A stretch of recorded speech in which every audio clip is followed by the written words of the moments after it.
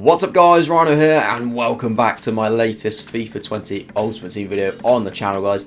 And this one today we're going to be having a look at the first ever Flashback SBC of the FIFA 20 season. Of course, as you can see on the screen, it is THEO WALCOTT, which I thought was quite an interesting choice to be honest when it first came out. But kind of had mixed emotions really with it. I mean, a lot of people, I have to say, have not been too happy with this SBC. I can completely understand why.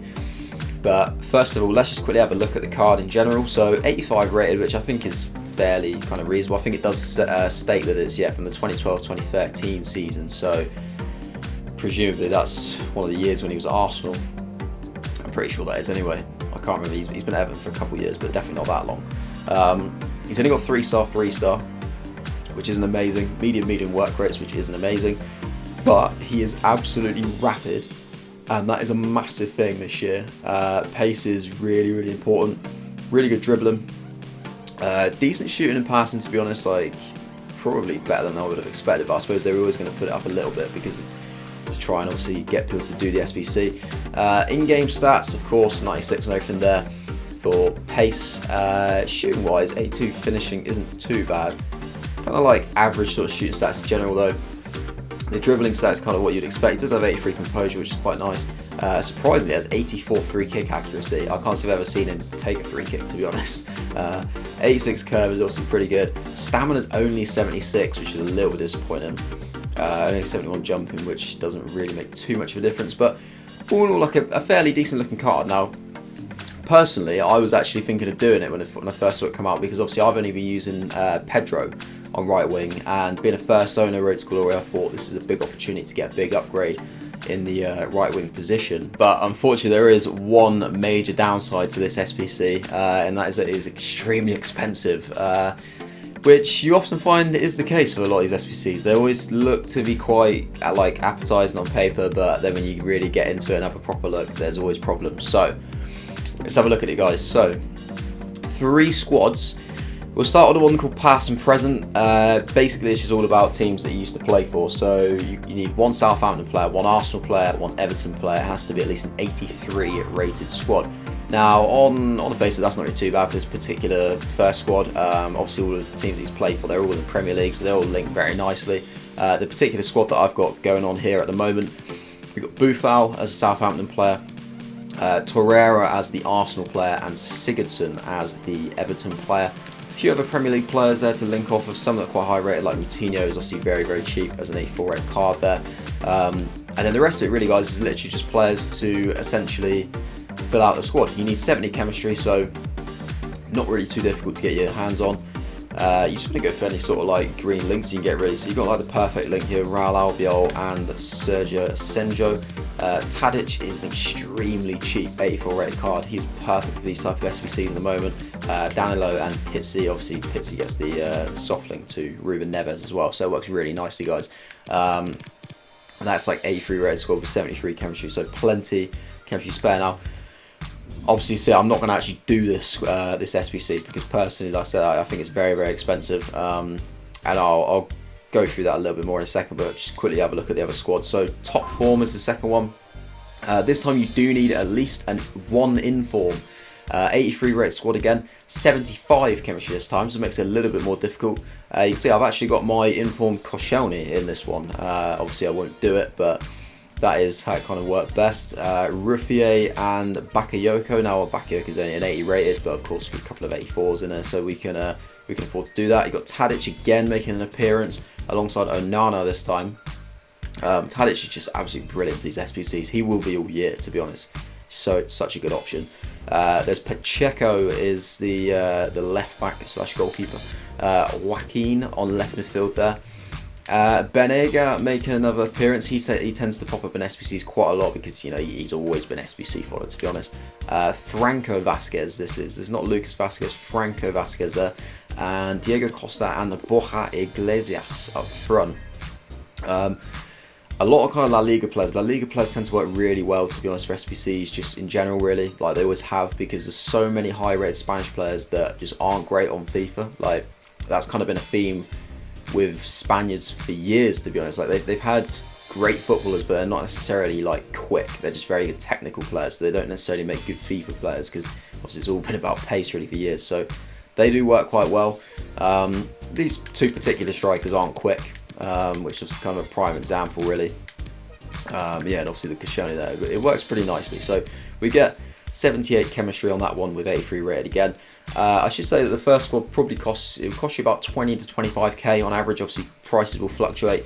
When the SBC first dropped, it was actually a little bit cheaper than what it is now. I've noticed that it has gone up. I think the overall value of the SBC was about 120, 125k. It's now nearly like 145k for the whole thing, which gives you kind of an idea of how much this final squad's going to cost, guys, because those two weren't horrifically bad. Like, if it was just those two squads, this would be probably, you know, I'd probably do it, to be honest. But this last squad takes the value like ridiculously high. I mean, it's about 80 to 85,000 coins to get this last squad on its own, because you need an 85 rated team. You need at least 2 English players and also 80 chemistry. So you need players that are going to link, which makes it a lot harder because it kind of narrows down your options of what you can go for. You can't always necessarily go for the cheapest options.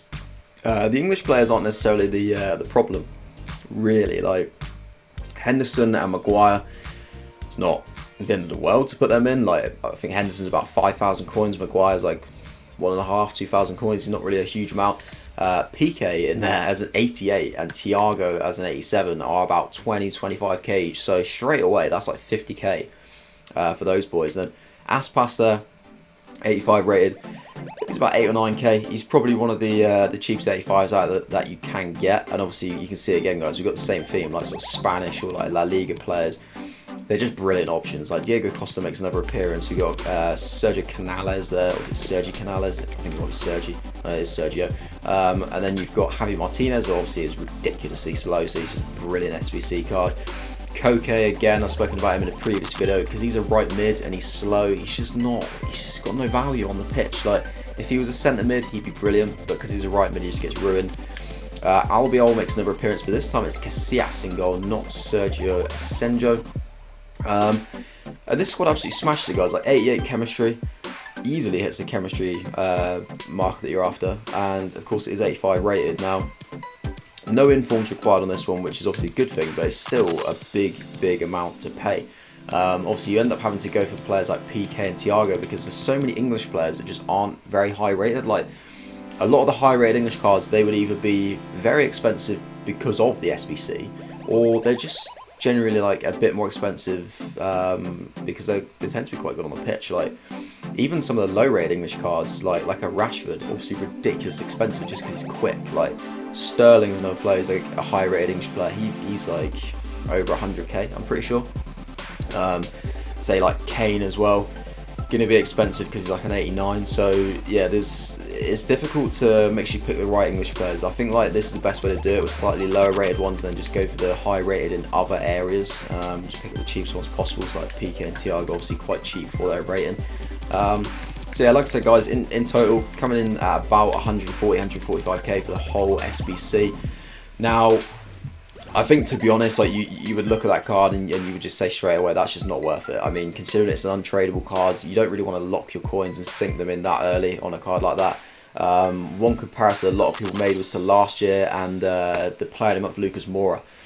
That was literally like 35k last year, and it was an 86 rated card. Very similar stats, and literally a fraction of the price. I mean, it does kind of put it into perspective, guys. But I think like a big thing as well is that you have to consider that obviously with this card, it's going to be untradeable, so you're locking your coins in. You then have to compare and think, okay, so if I didn't get him, what would be my tradable options? Who could I buy for a position? Now, obviously, I wouldn't think that because I can't do that, but I'm just thinking for you guys, most people aren't doing first owner roads to glories. You're either just doing like normal roads to glories, or you're just opening packs. You're doing it normal, however you want to do it, right? Now, if we have a look, if I just quickly grab Footbin on my screen, the Premier League right wingers, I forget English because most English right wingers are in the Premier League. Obviously, there's one exception, Sancho, but he's going to be cheaper. But if you have a look at what you could pick up for the same price that you could pick up that Walcott there. Now, I'm just looking at my screen. So Raheem Sterling is 142k, almost exactly the same price as this Walcott SBC. Now, I know what I'd rather have. I would definitely have Sterling, especially with the fact that you could then sell him if you didn't like him, or if you want to change him at any point. So straight away, that's a better option. And if you go down to some of the slightly like lower rated or slightly cheaper options, so Bernardo Silva's only apparently 26.5k at the moment. Don't get me wrong, he's not as quick, but he's still a great right wing option.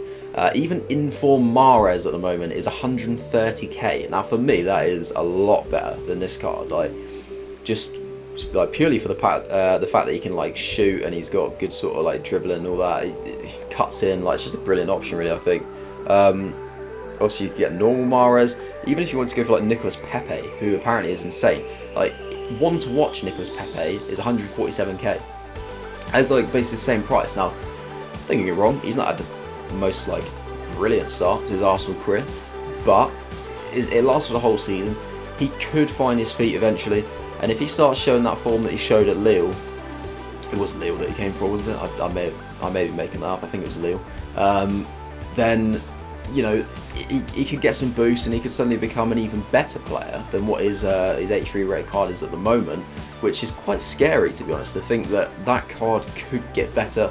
It would easily be better than Walcott, and it would be tradable as well. So I think you have to look at that, guys, and think like there's plenty of better alternatives that you wouldn't have to sink your coins into. And I just think, like, if you're in a road to glory, or like a first owner road to glory like me, and coins are going to be a little bit more limited to you, you can't like splash the FIFA points and get quick coins like that, I don't think it's very wise to sink all your coins this early on a card like that, especially going to be a lot more to come.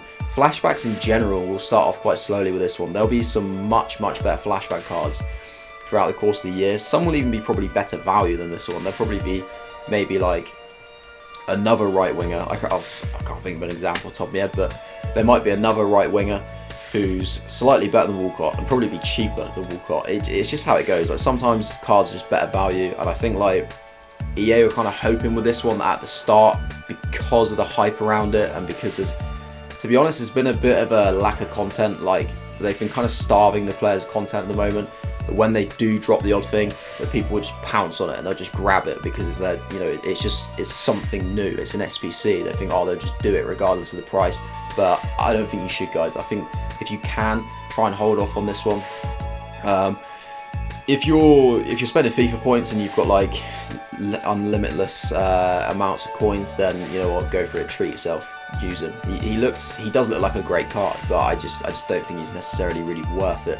I think if he was like maximum of say like 80k, then maybe I would have had a look at it.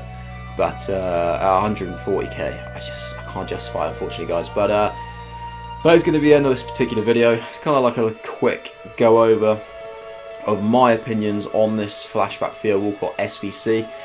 Hopefully it was quite useful in terms of helping you guys to decide whether you want to complete it or not. And hope you just enjoyed the video in general. So if you did, then feel free to leave a like. Obviously, comment and let me know what you think about the SBC. What you think about the card as well, whether you think they actually got a good kind of, I don't know, like a good justification. I'm not sure on the exact word. I probably used a very irrelevant word there. But if you think they've got the card right in terms of it matches how his performances were, I don't think he ever had an 85 rate card, to be honest, like in Ultimate Team history. So it's kind of interesting. I suppose they just want to give a little bit of an extra boost. I think some people just wouldn't bother doing it. So let me know what you think about the SBC in general, guys. And if you wanted to subscribe to my channel to see all my up and coming FIFA 20 content, then that would be much appreciated. But yeah, that is going to be it from me, guys. So enjoy the rest of your day, and I will see you later.